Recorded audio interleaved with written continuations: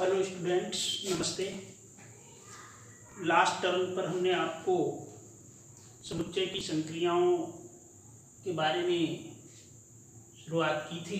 उसमें से एक पॉइंट बताया था दो समुच्चयों का अंतर और उसको समझाया था।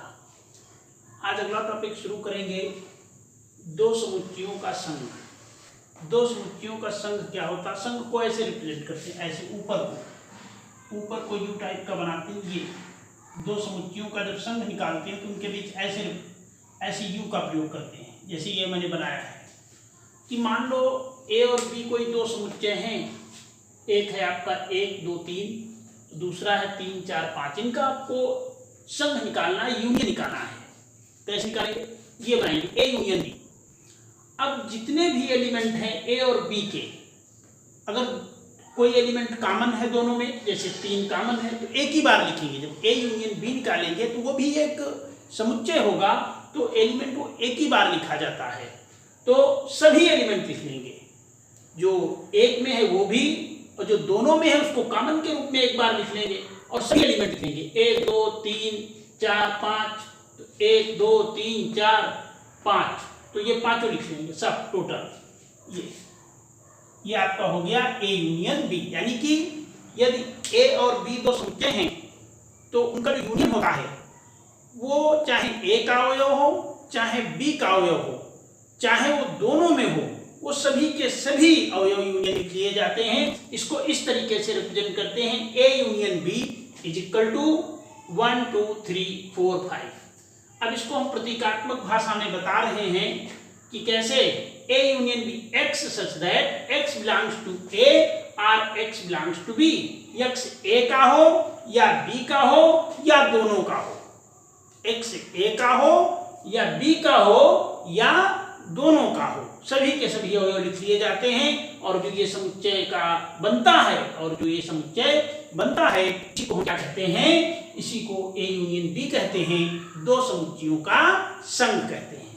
ठीक, अब बताएंगे समुच्चय संघ के गुणधर्म। समुच्चय संघ के गुणधर्म, इसके कुछ गुणधर्म होते हैं, प्रॉपर्टीज होती हैं।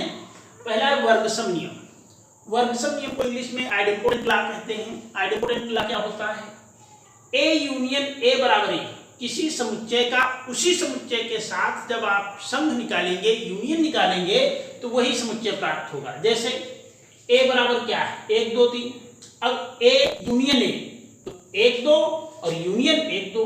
तो अब ये कॉमन एलिमेंट है, समुच्चय में एक ही बार लिखा जाएगा, तो कितना आएगा? 1 1 2 2, तो 1 2 ए ही तो आया। तो किसी भी समुच्चय का जब उसी समुच्चय के साथ यूनियन निकाला जाता है तो हमें वही समुच्चय प्राप्त होता है। इसी को हम वर्गसम नियम कहते हैं, इसी को हम आइडेंपोटेंट लॉ कहते हैं। दूसरा है क्रम विनिमय नियम।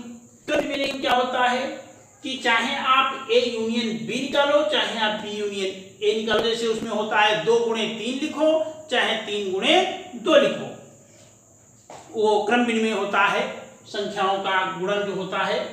तो इसी तरीके से ये भी क्रम विनिमय होता है, ए यूनियन बी लिखो चाहे बी यूनियन ए लिखो। ऐसा इसलिए होता है क्योंकि समुच्चय के जो एलिमेंट होते हैं उनके क्रम बदलने से समुच्चय पर कोई प्रभाव नहीं पड़ता है, इसलिए ऐसा होता है। तो जैसे एक समुच्चय है ए 1 2, दूसरा है आपका 2 3, तो ए यूनियन बी कितना आएगा? 1 2 3। ये दो तो कॉमन एलिमेंट एक ही बार लिखा जाएगा, तो 1 2 3।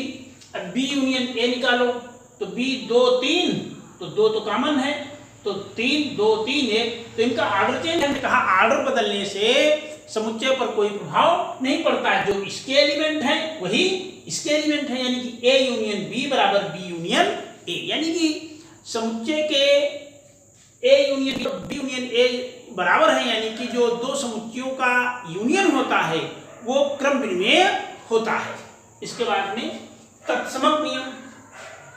तत्समक नियम क्या होता है कि ए यूनियन फाई, यानी कि नल सेट बराबर किसी समुच्चय का, अभी आप ऐसे उदाहरण कोई चुन लें, 1 2 और यूनियन निकालोगे फाई, तो फाई में कोई एलिमेंट होगा नहीं नल सेट में, तो 1 2 वही आ जाएगा, तो ए यूनियन फाई बराबर है। ऐसे अगर आप समष्टीय समुच्चय निकालोगे, ए यूनियन यू बराबर यू, कोई भी आप ऐसे उदाहरण ले लीजिए और जो ये होगा समष्टि समुच्चय का उपसमुच्चय होगा, तो वही आपका आ जाएगा A यूनियन U बराबर U। मैंने इसमें छोटे छोटे थे इसलिए ज़्यादा समय नहीं वेस्ट किया, समझा रहे हैं उसको देखें। A यूनियन फाई बराबर A और A यूनियन U बराबर U। अब देखिए इसके बाद आता है साहचर्य नियम। A union B union C बराबर A union B union C। इसका क्या, चाहे आप पहले B यूनियन C निकालें फिर A के साथ यूनियन लें, और चाहे A यूनियन B निकालें फिर C के साथ लें। हमने एक उदाहरण के माध्यम से देखिए एक्सप्लेन किया।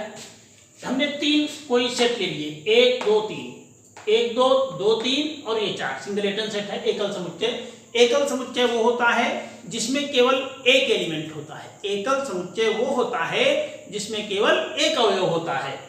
तो पहले B यूनियन C निकालिए, B यूनियन C, तो 2 3 4 सब लिख लो, 2 3 4।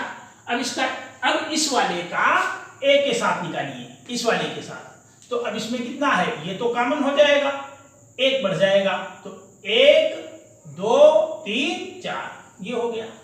अब हमने निकाला A union B union C। अब A यूनियन पहले B के साथ लो, तो A यूनियन B लोगे तो 1 2 तो कॉमन है, तो 1 2 3 1 2 3, और किसके साथ लोगे, इसका C के साथ लोगे, तो A union B union C, A union B union, अब C के साथ 4 बढ़ जाएगा क्योंकि 1 2 3 तो है ही है, और यूनियन में सब लिख लिए जाते हैं, चाहे A का हो चाहे B का हो। तो A यूनियन B हो गया ये और C हो गया ये, तो 1 2 3 4 सब लिख लिया गया। देखो बराबर है नहीं, तो चाहे आप B यूनियन C निकाल करके तब A के साथ यूनियन निकालें, और चाहे A यूनियन B निकाल करके तब C के साथ यूनियन निकालें, दोनों आपस में बराबर आते हैं। इसलिए जो आपका संघ होता है या यूनियन जो होता है वो साहचर्य नियम का पालन करता है। और जब 3 समुच्चय को लेकर के हम A union B union C निकालते हैं अलग अलग क्रम में और वो आपस में बराबर होते हैं, तो हम कहते हैं कि दिए हुए समुच्चय साहचर्य नियम का पालन